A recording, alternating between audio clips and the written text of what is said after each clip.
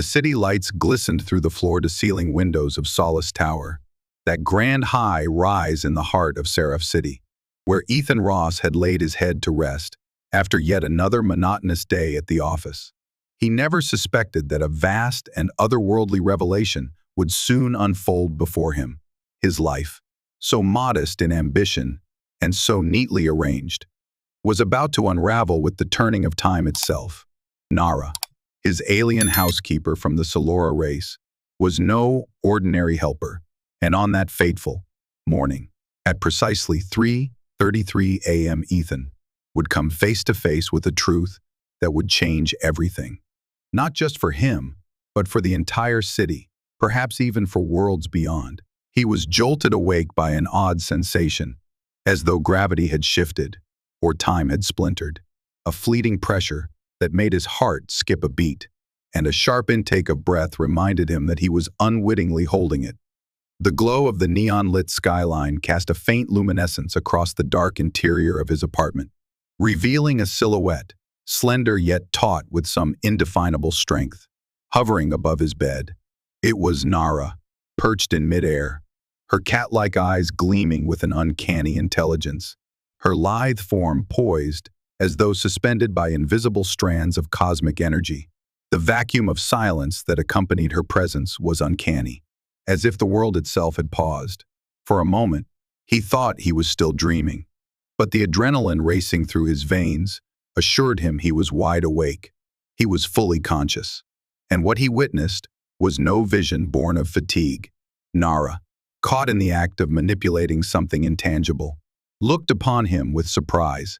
Her tufted ears, a notable trait of the Celora, twitched in alarm. She had always been discreet and graceful, going about her nightly cleaning routines while Ethan slept. But now she was suspended in a twilight realm, a bubble of stilled time. And yet he saw her. He was not asleep, and the moment felt charged with new possibilities. "Ethan," she whispered, her voice trembling in the hush.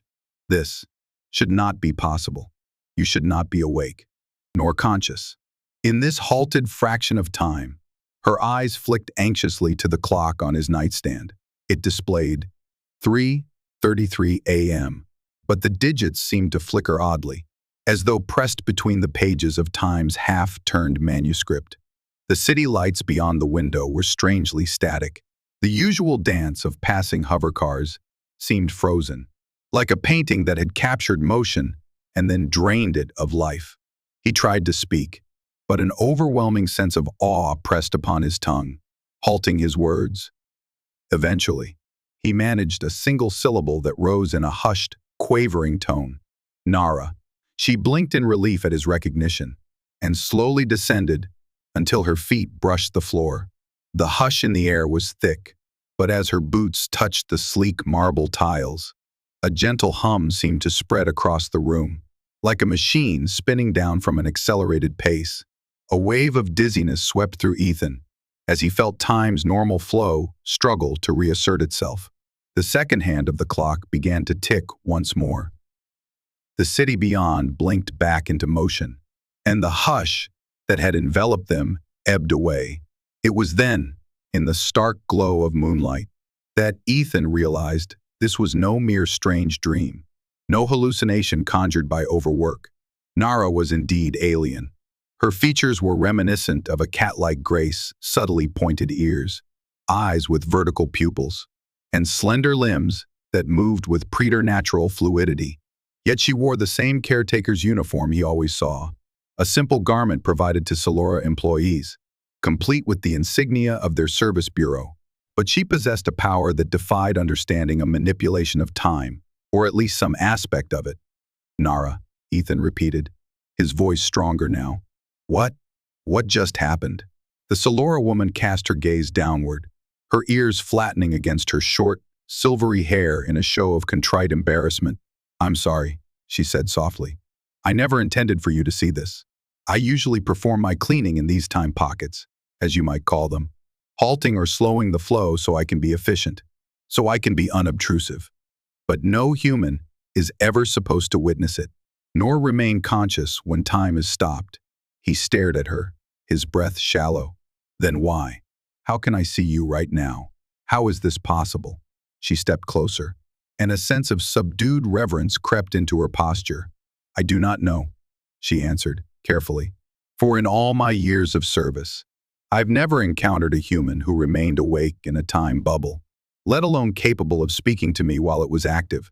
This suggests you have a latent gift, or perhaps a certain alignment that resonates with the frequencies I create. But you weren't meant to discover it. I fear there could be grave consequences. Ethan's mind spun with questions, but he felt no fear of Nara herself, only an acute curiosity, a burning desire to comprehend the extraordinary phenomenon he had stumbled upon. What do you mean by grave consequences? Are we in danger? Nara hesitated, considering her next words. Her tail, usually coiled neatly around her waist, twitched anxiously. There are strict regulations, she said at length. The municipal authority, the watchers who monitor Celora human interactions. They do not permit cross-species revelations of certain abilities, especially anything concerning temporal manipulation. If they discover you know, or if they realize you are able to stay conscious within these folds of time, they will take you away, or isolate you, until they understand the extent of your power. Ethan stepped off the bed, still dressed in a rumpled t-shirt and sweatpants, trying to steady his racing heart. And you, he asked softly, will they punish you for revealing this secret? She swallowed, her throat contracting in a visible display of unease. Yes, she said, I could be punished, exiled perhaps. My entire life's work, my service, would be undone. I'd be forced into a life of hiding, or worse. But that is not the worst that could happen. The municipal authority, and the higher powers behind them, do not wish for humans to know about Celora's secrets, especially not this one. There is a reason we remain behind the scenes. There is a reason we keep our gifts concealed. He tried to process her words, to wrap his mind around the gravity of the situation. The notion that time could be halted at will, that Nara was using it simply to dust his shelves and vacuum his floors without disturbing him, seemed both laughable and awe-inspiring. Yet here she stood, an alien caretaker with powers beyond mortal grasp, and here he stood as well, having witnessed and felt that temporal stasis, somehow remaining conscious, as though the same energies that guided her also awakened in him. He took a deep breath, resting a hand gently on her shoulder, feeling the warmth of her skin through the thin uniform fabric. I won't let them do anything to you, he said, though he wasn't sure how he'd keep that promise. Still, sincerity welled within him, for he felt something akin to friendship, perhaps even kinship, with this being, who had been in his service for months without him even noticing anything unusual. But what do we do now? He asked. How do we keep them from discovering this glitch in the system, so to speak? For a moment, Nara's cat-like pupils narrowed in thought. Then she spoke with a resolution that surprised even herself. We must be cautious. We must ensure no watchers detect any anomaly in your routine, or mine. But, Ethan, something about you is special. I've never seen a human retain awareness in a pocket of suspended time. If we can understand why, then maybe we can use that knowledge to keep you safe, or at least hide it from those who would exploit you. His heart throbbed with a blend of excitement and trepidation, the sense of stepping onto a path that could lead him into swirling depths of intrigue. All right, he said, I'll do anything I can, if it means keeping you safe, and also discovering what this means for me. Nara nodded, the tension in her posture easing slightly. Then let's begin, she whispered. We have until morning, perhaps, to figure out a plan. Because once the authorities' routine scans catch any irregularity, they'll come looking, and we need to be prepared. They spent the rest of that night speaking in hushed tones by the dim glow of the window's neon reflection, occasionally stepping into a bubble of slowed time so Nara could demonstrate the phenomenon more thoroughly. Each time, Ethan tried to maintain focus, controlling his breathing, letting his mind slip into a calm acceptance of the altered flow. He discovered that he could even move, albeit slowly, within those pockets, whereas most living beings would remain inert or effectively unconscious. By dawn, he felt as though his worldview had expanded beyond the horizon he once knew. The luminous city outside was not just a futuristic wonder of architecture and technology, but a tapestry of hidden forces, carefully concealed beneath the surface of daily life. Nara gave him instructions on how to appear normal, how to ignore the sense of temporal shifts that might happen while she performed her tasks. They decided it was best to continue as though nothing had changed, at least until they uncovered more about Ethan's unusual nature. Yet neither of them knew what awaited them, nor the web of watchers that might be closing in. The next few days passed without incident, at least on the surface. Ethan went to work as usual, performing his tasks at a data analysis firm perched near the top floors of a neighboring skyscraper. He performed them with an unusual dedication, partly because he wanted no suspicion cast his way, partly because his mind was now a flurry of new questions. Every time he caught a glimpse of Nara, discreetly passing through the apartment, carrying a dust cloth or adjusting the environment's settings, his heart sped up in excitement and unease. He wondered when the watchers might begin their subtle intrusions, and dreaded that, at any moment, the door might ring with the arrival of uniformed agents. But the watchers, if they were indeed turning their attention upon him, kept a low profile. Instead, his normal life carried on, dinners alone, messages from friends inviting him out, the usual trivialities of city life. Yet each morning at 3:33 a.m. Ethan would awaken to find Nara in some strange corner of his apartment, suspended in a hush of stilled time, practicing or refining her powers, guiding him through various exercises of focus and breath. He learned to sharpen his senses in these pockets, to manipulate minute objects with slow deliberation while the rest of the world froze. Over time, he grew more adept, though he remained light years behind Nara's skill. One evening, however, that comfortable facade cracked, and danger stepped across their threshold. It happened late on a Saturday, after Ethan returned from a rare outing with coworkers. He trudged home, exhaustion weighing him down, only to find the apartment's door open a crack. Inside, the lights had been dimmed, but a shape, tall and severe, hovered at the edge of the living room. The silhouette turned at the sound of Ethan's gasp, revealing a figure in a dark uniform, wearing the insignia of the municipal authority on the right shoulder. Next to this figure stood Nara, her expression tense, her tail lashing anxiously. The uniformed presence spoke first, in a voice clipped and calm. "Ethan Ross, is it? I am Inspector Ryan of the Municipal Authority's Special Divisions. Your caretaker here has been kind enough to allow me inside. I hope you don't mind." Ethan swallowed hard, stepping through the door. "Is there a problem?" he managed, mustering the most neutral tone he could. His pulse thundered in his ears. Inspector Ryan tilted his head. He was a tall man, broad-shouldered, with a stern countenance etched into the lines of his face. "We're performing routine checks on Celora personnel," he said. "It seems your caretaker's schedule has shown some unusual data spikes in her assigned daily tasks. Nothing too alarming, but I'm simply following protocol, ensuring that everything is in order. May I come in?" He was already inside, so Ethan forced a nod, ushering him deeper into the living space. The inspector turned to Nara, who stood rigidly. Her cat-like pupils narrowed, her ears pinned back slightly in discomfort. "Now, Miss Nara," Ryan continued, "you were explaining your daily routine. How exactly have you been managing your tasks at such hours? And why were certain motion sensor logs in the building showing anomalies in your presence?" Nara kept her voice calm, though Ethan caught the flicker of fear in her eyes.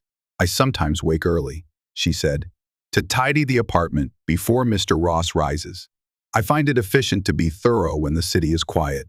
Perhaps the motion sensors picked up unusual patterns because I was moving swiftly from room to room, or using certain Celora cleaning devices that might distort readings." Ethan prayed that the story would suffice, but the inspector's stony expression betrayed little. "Indeed," Ryan murmured. "Celora technologies often have side effects. However, I'd like to see these devices for myself." if you don't mind, so we can note them properly in our logs." He reached for Nara's cleaning satchel, a small carrying case that held an array of alien tools. Anxiety rippled through Ethan, knowing that the real secret wasn't in the tools themselves, but in Nara's ability. That intangible twist of time. Inspector Ryan's intention might simply be to examine them, or it might be to corner Nara into revealing more. With guarded composure, Nara handed over the satchel. Ryan rummaged, took out a small handheld device that beeped faintly. He said, turning it over in his hand. Unusual readings. But then again, Celora technology can be that way. Very well. Miss Nara, I'll request you accompany me for a brief interview tomorrow at the authorities' local office. Just a formality to make sure your presence here is documented properly. Ethan bristled. Is there a problem with her documentation now? He asked, carefully. She's been working here for quite some time, with no issues that I know of. Ryan offered a thin smile. No official problem. No, just routine.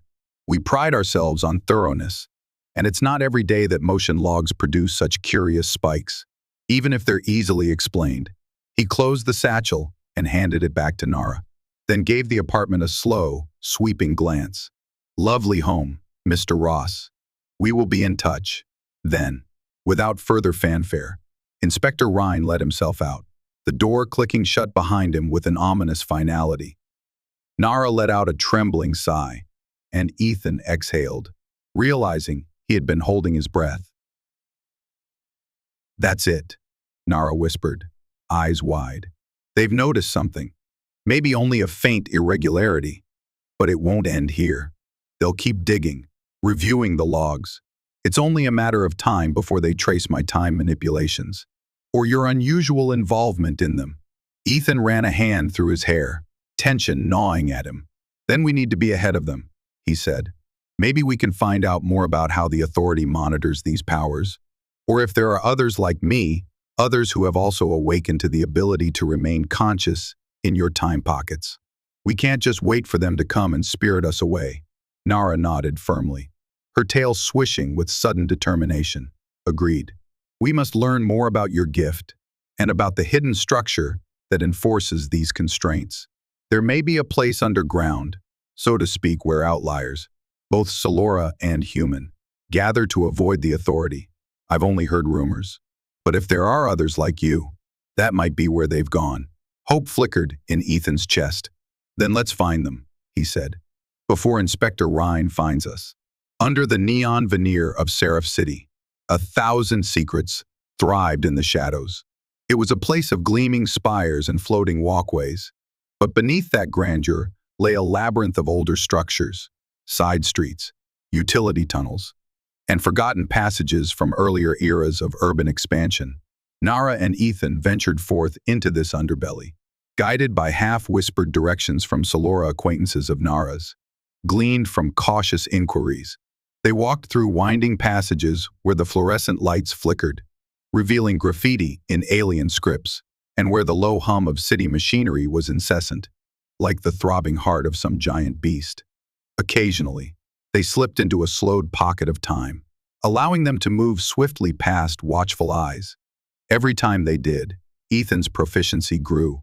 He learned to steady his breathing and steady his steps, to not let dizziness overwhelm him as the world froze.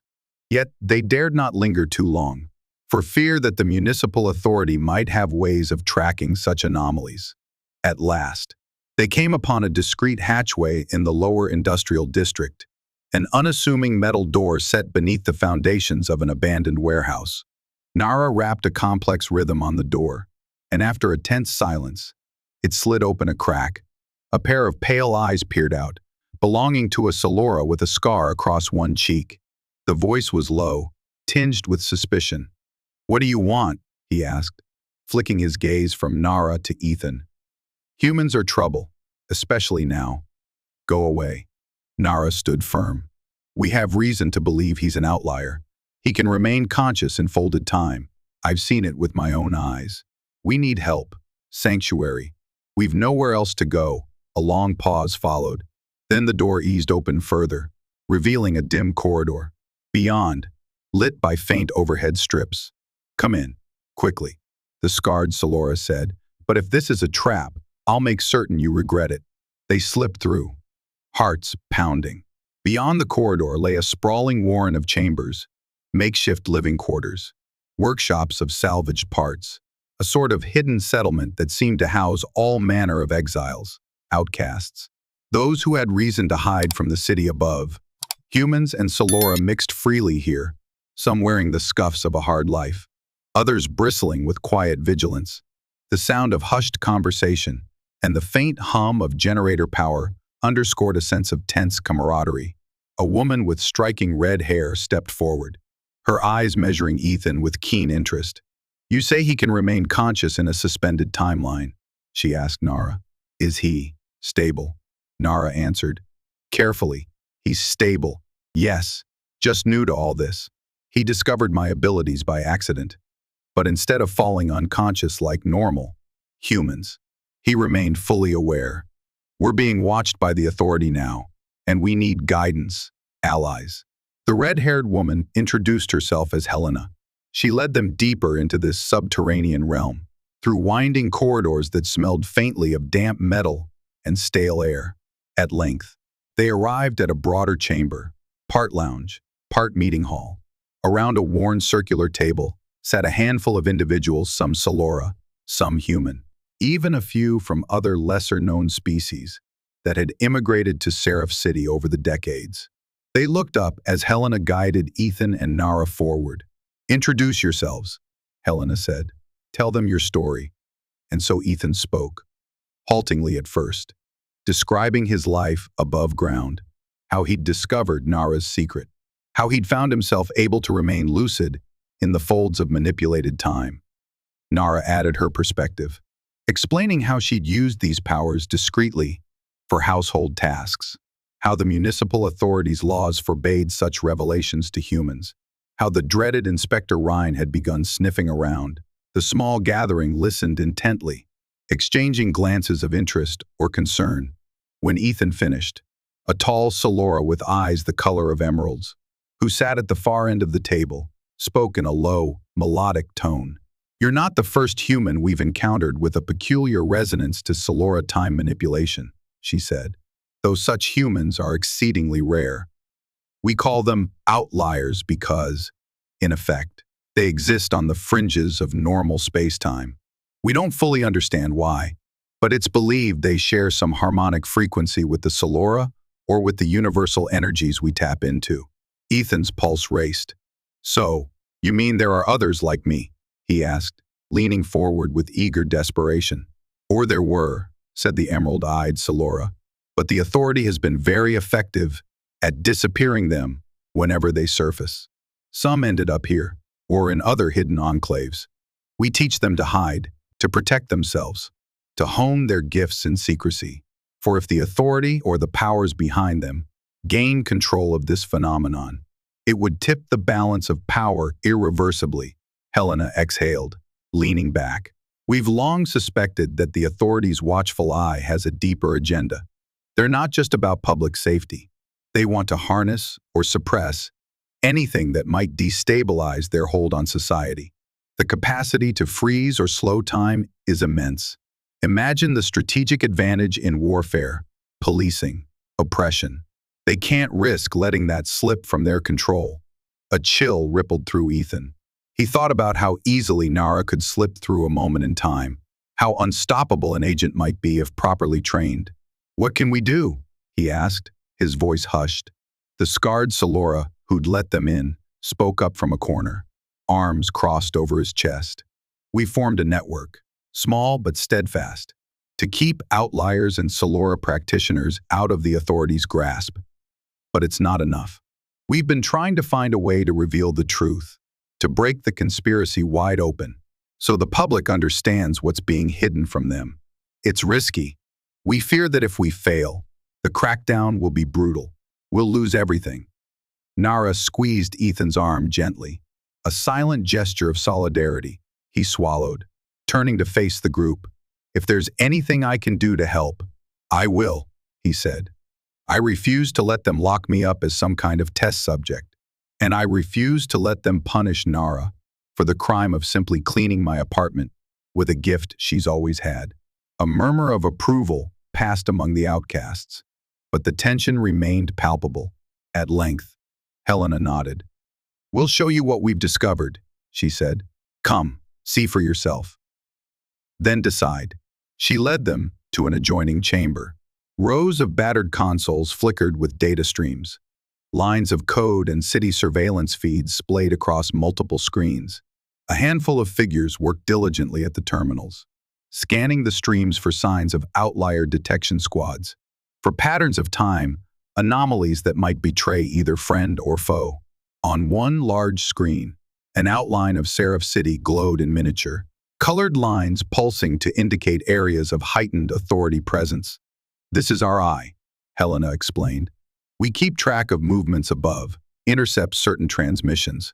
Over the years, we've pieced together evidence that a covert division operates within the municipal authority, tasked with capturing or containing any sign of time manipulation. Inspector Rhine is one of their enforcers. They call themselves the Chrono Regulation Bureau, and they were formed after the first wave of Celora arrivals, under the guise of ensuring peaceful integration. But we suspect they're funded by corporate interests that see time manipulation as the ultimate commodity.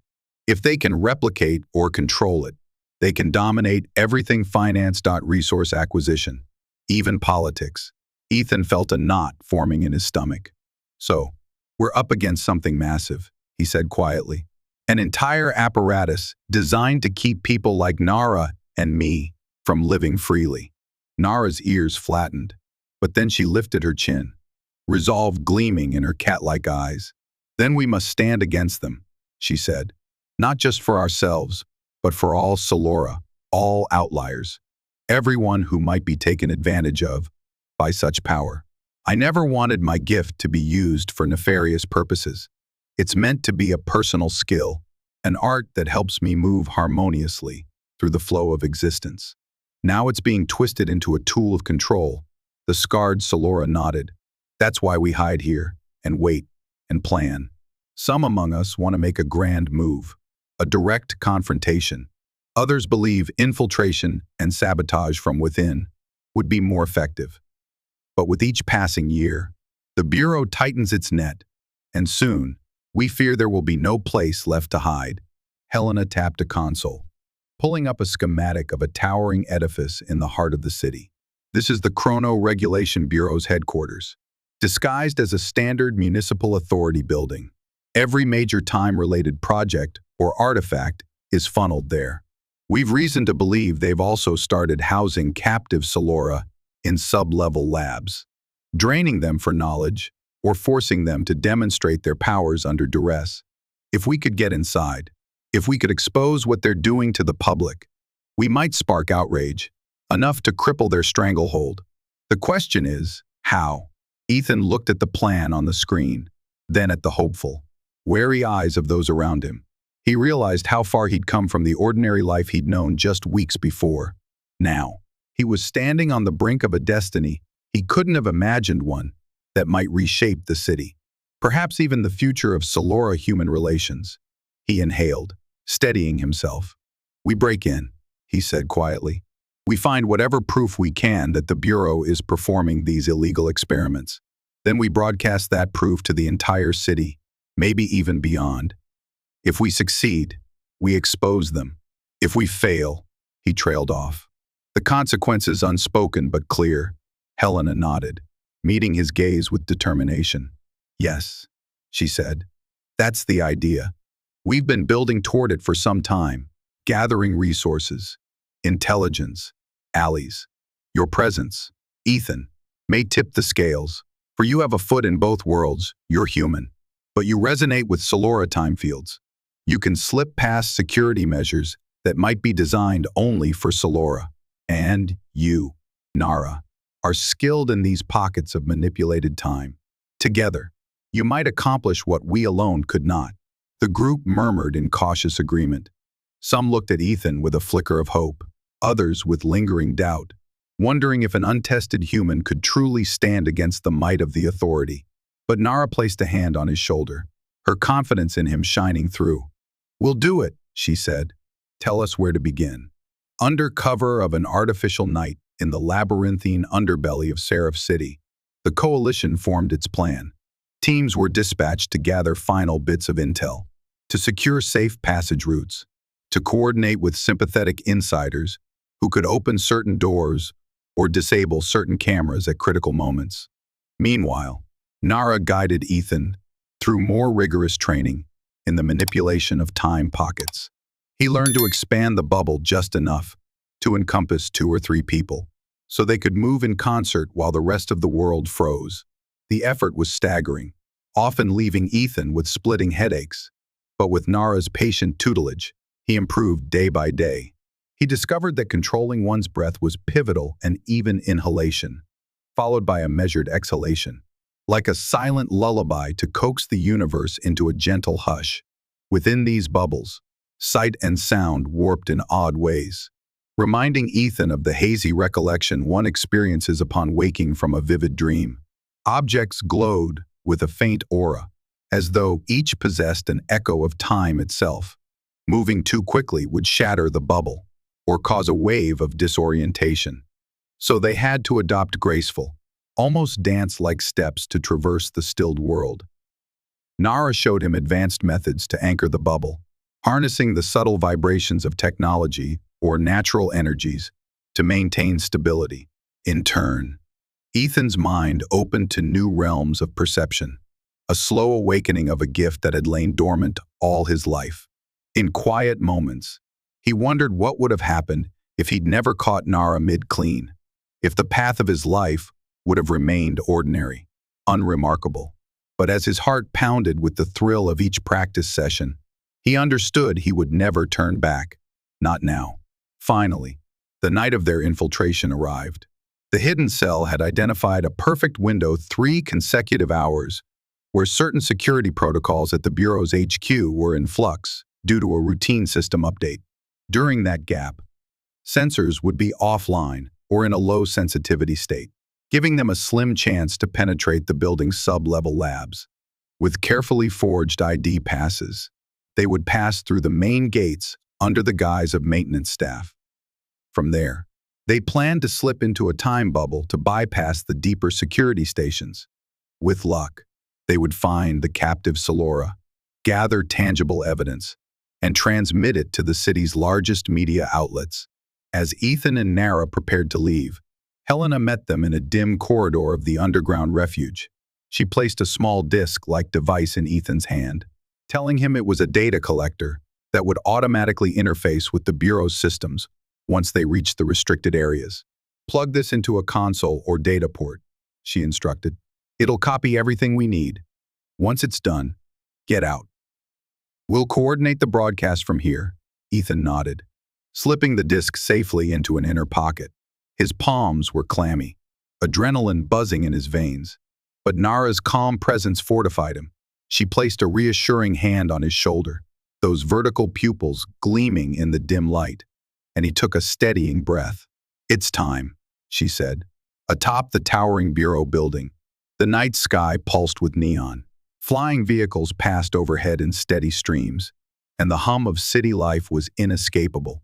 Ethan and Nara arrived at the ground-level entrance, wearing dull gray maintenance uniforms and carrying toolkits that matched the Bureau's official specifications.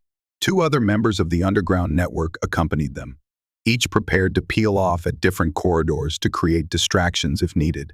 They presented their forged passes to the droids at the main gate. The droids scanned the cards, beeped in dull acceptance, and let them through. So far, so good. They proceeded inside, hearts pounding as they navigated wide, spotless corridors with reflective tiles. At intervals, a uniformed guard or official glanced their way, but no alarms were raised. The hush of this government building felt almost sanctimonious, a testament to the quiet efficiency of the authorities' power. When they reached a certain junction, they slipped into a small maintenance closet. Nara looked at Ethan, her tail twitching in nervous anticipation. "Ready.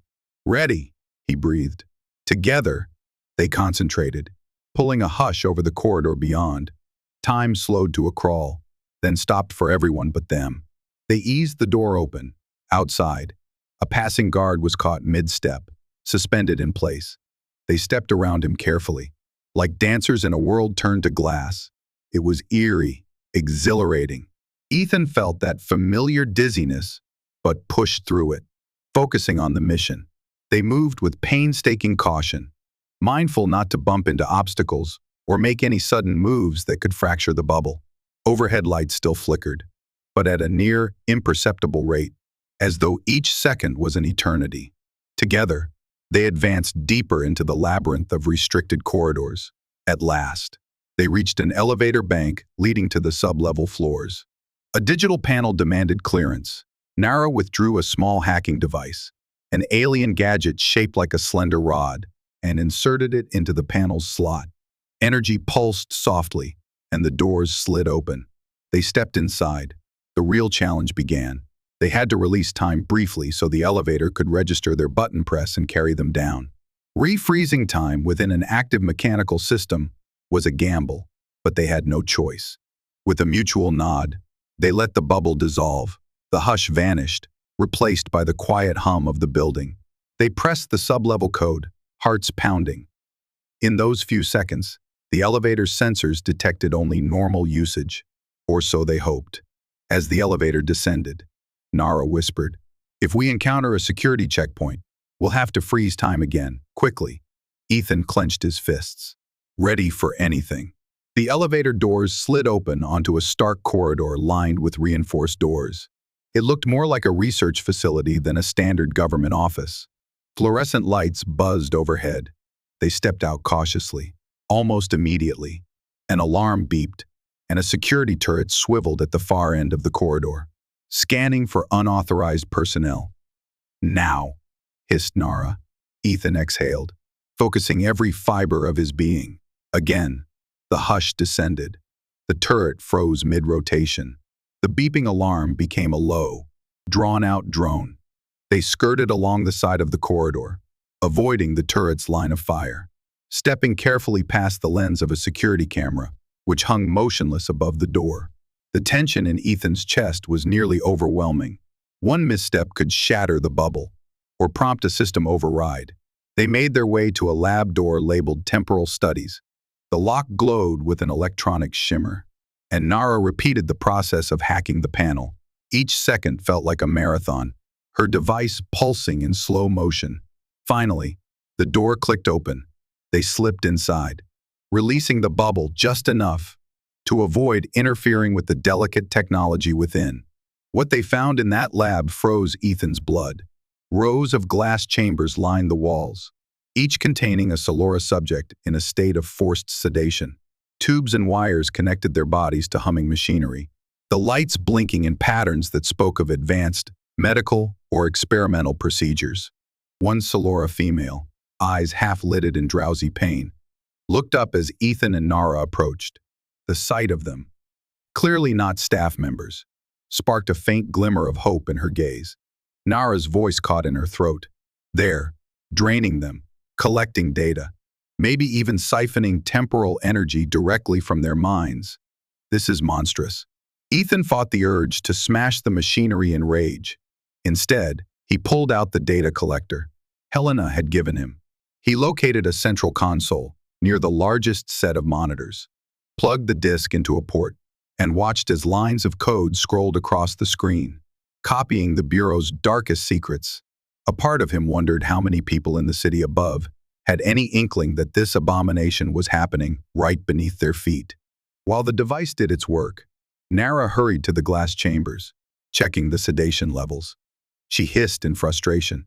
"It's heavily encrypted. If I break them out now, alarms will go off immediately. We need to find a way to free them safely."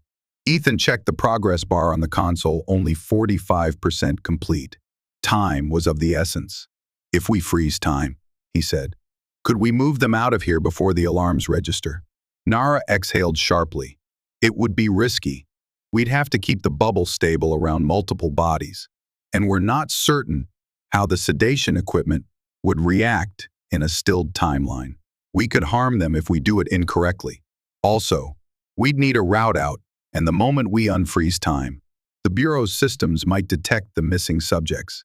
They stared at each other, hearts pounding, searching for a solution. Just then, the console beeped quietly, download complete. Ethan pocketed the device, relief warring with dread. They had the evidence, but to leave the Celora prisoners behind was unthinkable. We can't let them rot here, Ethan said, voice quivering with determination. Evidence or not, we have to do something. Nara's eyes flashed, and she nodded.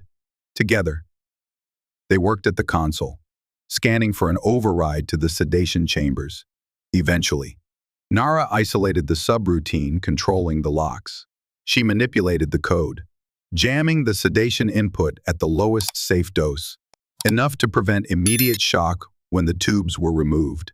Then, with a deep breath, she gave the command. One by one, the glass chambers hissed open. The Celora subjects slumped forward, many too weak to stand. Nara and Ethan rushed among them, carefully detaching tubes and wires, ignoring the incessant beeping of monitors that began to register anomalies. They guided each captive to the center of the room, where the floor was clear.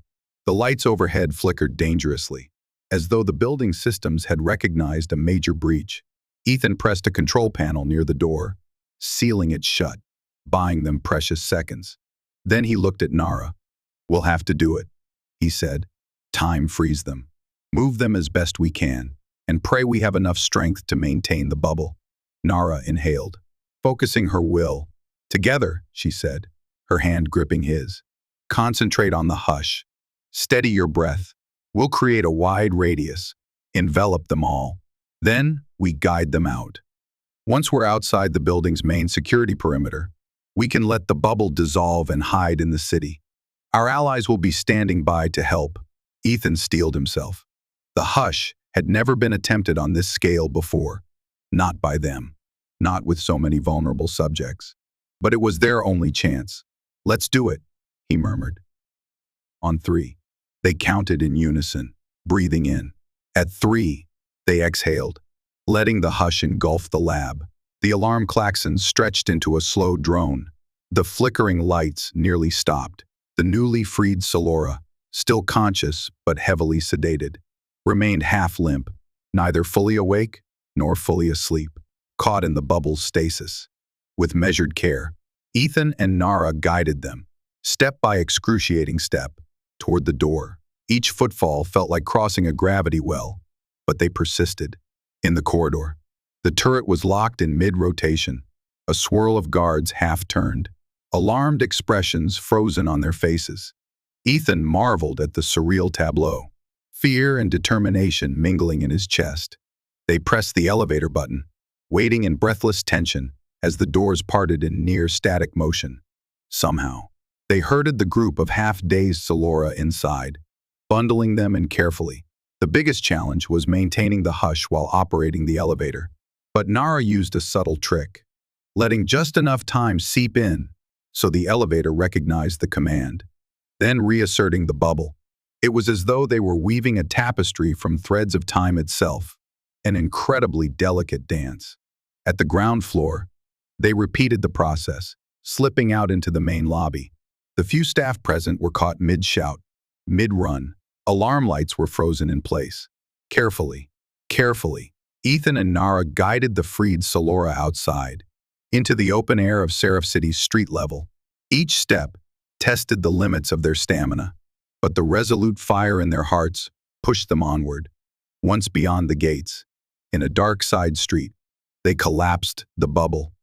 Time whooshed back into motion, sirens screaming behind them, overhead drones pivoting in confusion.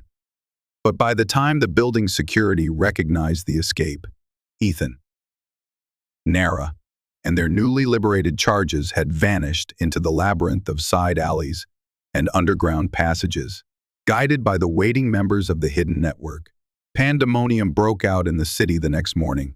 By then, Helena's group had broadcast undeniable evidence of the Chrono Regulation Bureau's secret experiments across public media channels. Images of captive Celora in glass chambers, data logs indicating forced sedation and experimentation, damning files referencing the plan to exploit time manipulation for the city's elite. These revelations spread like wildfire. Public outrage soared. Protests flared across Seraph City, demanding accountability. The municipal authority scrambled to contain the damage, their press releases hastily denying knowledge of the unauthorized experiments. Inspector Rhine was notably absent from official statements. Rumored to be in hiding or in custody, no one seemed to know. Meanwhile, the freed Celora received medical attention and care in the underground refuge.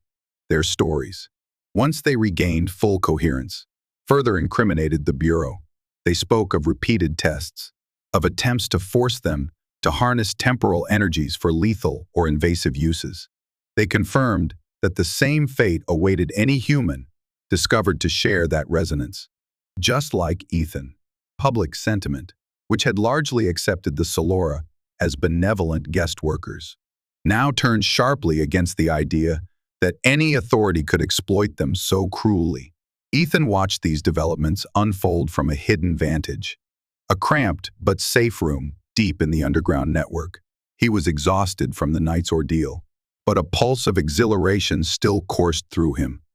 Nara sat by his side, her hand gently clasping his. They listened to a makeshift broadcast station set up by Helena's hackers, who reported that city-wide demonstrations were growing. A wave of solidarity was uniting humans and Celora alike, a shared outrage that threatened to topple the old order. At length, Helena herself entered the room, face alight with cautious optimism. "We did it," she breathed. "They can't cover this up."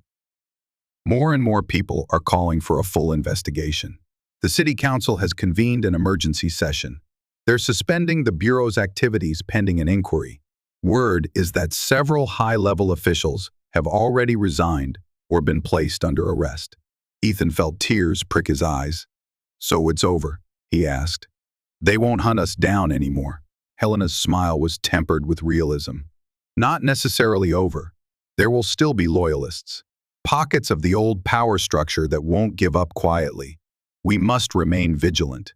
But the worst of it, the clandestine program, the sanctioned abductions, the systematic suppression of Celora abilities, all of that is unraveling. We forced their hand, and the city is with us." Nara's tail flicked in relief, her eyes shining. "What about all the Celora who worked in fear, who hid their gifts?" "They're still wary," Helena said. "But for the first time, they can step forward openly, demand rights and protections. The council has no choice but to listen now." The illusions have been shattered. Ethan exhaled a long, shaky breath. He thought back to the man he was just weeks ago, a quiet, unremarkable figure dozing in a fancy tower apartment, never guessing that at 3:33 a.m., an alien caretaker would awaken his destiny. He looked at Nara, gratitude and affection welling in his heart. "We should go up there," he said. "Face the new day. We've been in the shadows too long." Nara smiled back, the tension lifting from her posture. "Yes," she agreed softly, together. In the days that followed, Seraph City underwent a remarkable transformation. With the Bureau dismantled, the captive Celora freed, and the revelations continuing to pour in, an open dialogue began about the significance of Celora time manipulation. Researchers, scientists, and even philosophers emerged, seeking to understand how such abilities fit into the tapestry of interspecies cooperation. While the city still reeled from the shock, a new hope stirred a sense that the future might be built on honest collaboration, rather than secret exploitation. Ethan and Nara testified at a special hearing convened by the City Council. The public was riveted by their story, how a humble caretaker's nightly cleaning routine had led to the unmasking of a grand conspiracy. How an ordinary man had discovered an extraordinary gift, forging an alliance that spanned two species. Instead of condemnation, they received applause and calls for further exploration of these powers, with transparency and respect for individual rights. In time, Celora ambassadors joined with human representatives to draft new regulations, not for the sake of control, but to protect the autonomy of those who could manipulate time, ensuring they would never again be exploited or forced into clandestine schemes. A sense of unity blossomed, fragile yet earnest, as Seraph City sought to rebuild its moral foundations. For Ethan, life would never return to the simple routine of before, and he found that he wouldn't have it any other way. He and Nara, now recognized as pivotal figures in the city's new era, were offered positions on an advisory board that aimed to study the peaceful uses of temporal manipulation. They hesitated, knowing that the journey had been fraught with danger and grief. But in the end, they accepted. Their bond, born from midnight revelations, had grown into something deep and unshakable. Together, they strove to guide the city's understanding of the Celora gift, championing a philosophy that time was not a resource to be exploited, but a shared current that connected all living beings. Nara demonstrated, in public forums, how her race had long used time bending for gentle pursuits, healing, art, even spiritual reflection. And Ethan, now more practiced than ever, stood as living proof that interspecies resonance could elevate both sides to new heights.